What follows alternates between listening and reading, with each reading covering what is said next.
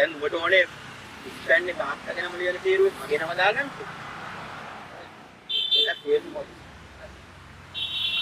මට ඒකට අවුරුදු 20ක්. ඒ ගැන අවුරුදු 7ක් නැහැ.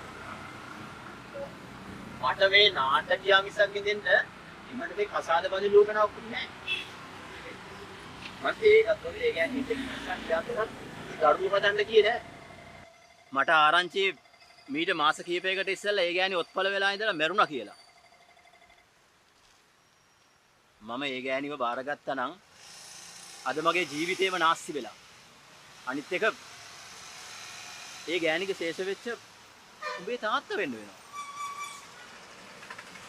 මාව හම්බ වෙලා කතා කරපු එකට බොහොම ස්තුතියි. ඒත් ආයේ මාව හම්බ වෙන්න හිතන්න එපා. එද්දක් තේරුම් ගන්න. මම දැන් දරුවෝ ඉන්නේ තාත්තා කෙනෙක්. මට මගේ ජීවිතේ ලස්සනට ගෙවන්න දීපන්. මගේ පවුල කඩාකප්පල් නොකර අපේ ජීවිත වලින් ඈත් වෙයන්. මේක මහා නපුරු හීනයක් බං. දැන් ඇස්සරපන්.